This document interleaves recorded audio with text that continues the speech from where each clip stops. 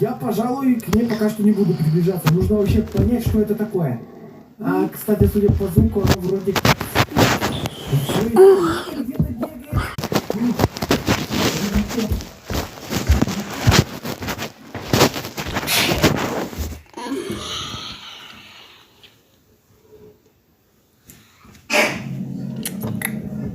Кто там еще?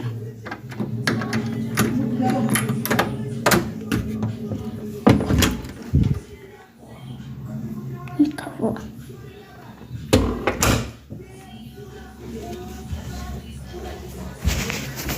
Странно, кто тогда постучался? Я уезжаю, ребята, на лодке. Все, пора. А ну выходим. Блин, нормально поспал.